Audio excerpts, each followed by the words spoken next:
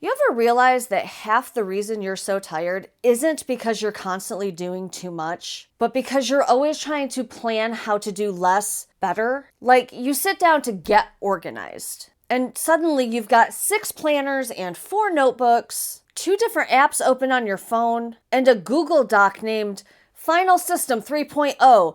Actually final this time. You know exactly where this is going, right? Welcome to the planner paradox. We love planning. We love planners. We absolutely love the illusion of control that they give us. But somehow, despite all the stickers and all the washi tape, we're never quite satisfied. Every layout we make is almost perfect, but not quite. Every new system works. Until it doesn't. Every new planner is the one until it isn't, and we ghost it 3 weeks later, and we find ourselves right back on Etsy whispering, maybe just one more. It's almost like we are all in a rom-com with our planners. But it's one of those like toxic on again, off again relationships where we keep hoping they'll change. No, this one's different. This one has habit trackers and daily reflections. This one understands me. But then again, 2 months later, we're side-eyeing our own bullet journals, thinking, you are not meeting my needs. And the most ridiculous part of all of this is that we don't even know what our needs are. We say we want simplicity, but then we add a 6-color highlight color code system and draw out little water trackers that look like mason jars. We say we want structure, but the minute it starts to feel too restrictive, nope, not having it. I am a free spirit and I cannot be boxed in. We want a planner that will help us stay accountable, but doesn't make us feel guilty. We want it to keep us organized, but still allow for spontaneity. We want it minimalist, but we also want it full of personality, our personality. Basically, we want a leather-bound psychic who also gives us emotional support and occasionally pays our bills for us. And no planner can do that. Because here's the truth that none of us want to admit. We don't actually want a system. We want certainty. I said that weird. We want certainty. We want to believe that if we just find the right system, the right setup, the right spread, the right pen, we're finally going to become that person that we imagine in our heads. Organized, calm, always hydrated. The kind of person who remembers to buy milk before we've run out. But that person doesn't really exist. Or maybe they do, but they're miserable because they're spending all of their time, money, and energy giving the illusion of having everything together all the time. But the rest of us, we're just doing our best. And maybe our best is writing the same 3 tasks in 5 different notebooks because it feels productive when we don't have the energy to actually attack those tasks. And that is the heart of the paradox. We want our planners to save us from ourselves. But no matter how pretty the cover, no matter how perfect the guts, our planner will never be able to do the work. It cannot make us focus or rest or care about things. It can't stop us from scrolling, and it's never going to make laundry exciting.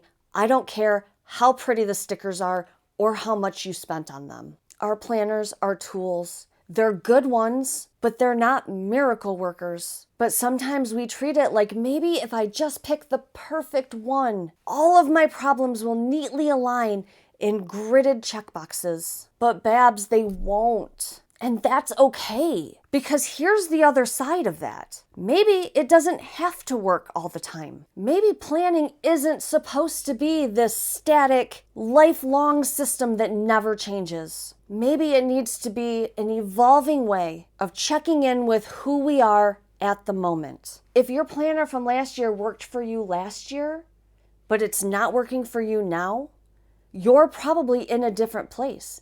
Maybe last year you needed the structure, and this year you need a little more freedom. You are allowed to evolve. You are allowed to experiment. You can have 1 planner or 3 planners or 5. You can abandon your layout halfway through the week because everything shifted and it just doesn't work for you right now. And you can come back to a system that you swore you were done with just because your brain decides it's appealing again. Because it's a planner, not a toxic ex-boyfriend. Now, That being said, there is a difference between exploring and escaping, and you know we covered that in my Are You Planning or Are You Procrastinating video. If you're constantly switching systems because absolutely nothing feels right, your brain might just be searching for a dopamine hit of starting over. You know, that little rush you get when you buy a new notebook and you really believe this is gonna fix my life. No, it's not. But it's not a crime. It never hurts to try, but it's also not self-care. It is retail therapy in disguise, and you just have to try to stay aware of which place you're in. So yes, please play, but do it mindfully. Switch up your spreads because it's fun, not because you're panicking. Decorate your planners because it brings you joy, not because you're trying to hide the fact that you're in burnout. Planning can be creative and soothing, but it is not supposed to be a punishment for not being perfect. The goal is not actually planner peace. It's planner permission. Permission to change. Permission to try new things. Permission to stop pretending that we will ever find a system that turns us into a productivity princess. Because honestly, if our planners ever did do our work for us, we would still find something to complain about. Like, yeah, it folds my laundry, but I wish it had a better way of tracking my water intake. We're never gonna stop tinkering, because the real secret is, that's the fun part, whether we're ready to admit that to ourselves or not. So stop looking for the perfect planner, because it does not exist. Good enough is good enough. And if it's not, it's just paper. Your planner's job is to hold space for your life, not to control it. You can always turn the page. You can always start a new spread. And when all else fails, stickers are a great way to cover the mistakes. I hope that you found this video helpful, or at the very least mildly entertaining. And if you did, I hope you won't forget to smash all those YouTube buttons for me and tell me in the comments what system you swore was the one until it wasn't. For me, it was a happy planner.